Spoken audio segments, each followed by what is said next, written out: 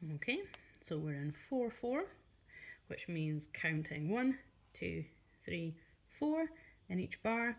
I can see quavers, so I know I'll need to add subdivisions to make everything line up. 1 and 2 and 3 and 4 and. So let's look at this first bar. 1 goes for this quaver. The next part of the counting is going to be and. So and has to be inside this note, but that's not enough. We also need the number 2 inside that note. And is going to line up with this one, which leaves us 3 and 4 and for that last note. So 1 is in a circle by itself. The and the 2 are going to be in this one. The and is going to be for that note.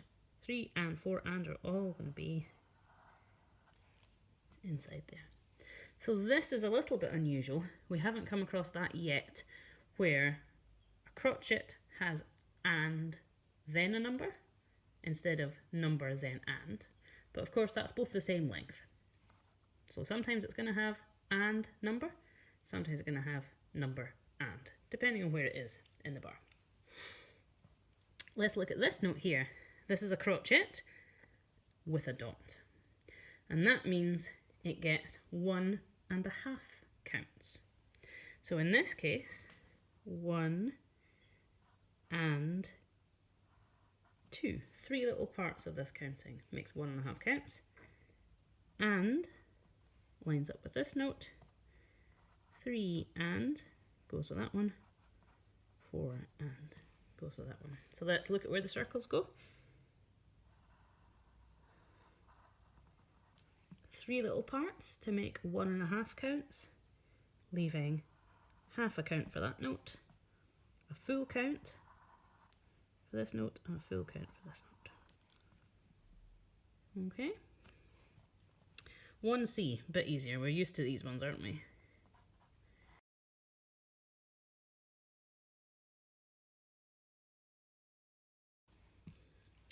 One D starts the same way as 1B. 1 and 2 go with that note, and goes with this one. 3 and 4 and all go in there. Okay. 2A starts the same as 1A, but the ending's a bit different. 1 by itself, and 2 for that note, and by itself, 3 and for that note, 4 and. 2B, almost the same as that, but kind of in a different order. 1 and 2 and 3 and 4 and. This one, again, similar, but muddled up in a different order.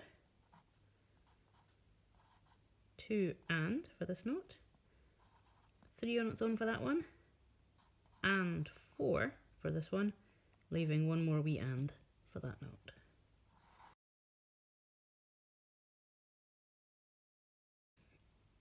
Two D, same as 1C.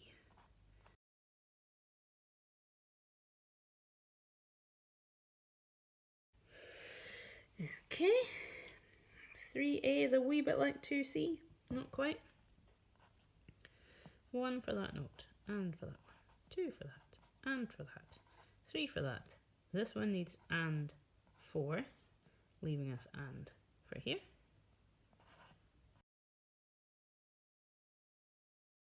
Okay. 3B, kind of like 1D, but the other way around.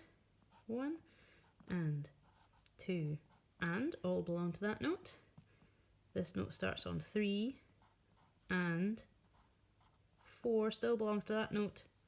The last and belongs to that one.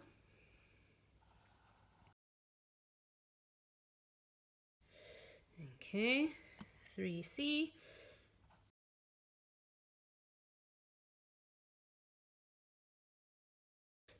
3D, 1 for that one, and 2 belongs here, and both 3 and are for the rest, and then 4 and are for the notes. Now remember, when it's a rest, we don't circle it. Okay, 4A, we've got 2 of those funny patterns in a row. 1 and 2, and for that note. 3 and 4, and then and for that one.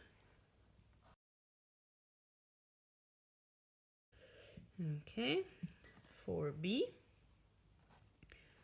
1 and, 2 and, just 3 for that note, and 4 for this one, leaving and at the end.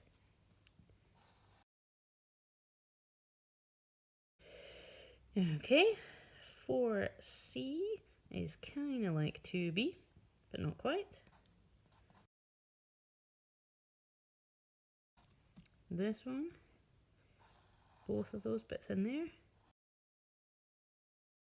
This is an interesting one. See, if you just look at the counts and circles for this, you'll see every single note in that bar is the same length, apart from this one.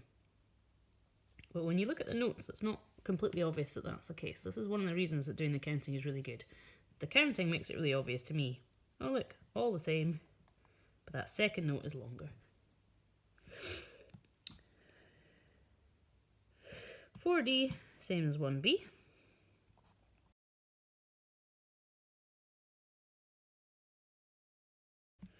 Okay. 5A hopefully will feel quite simple by now.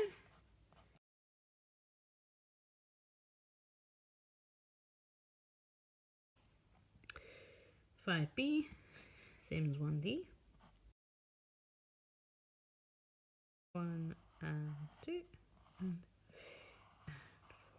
4 and 5C has got a rest in it.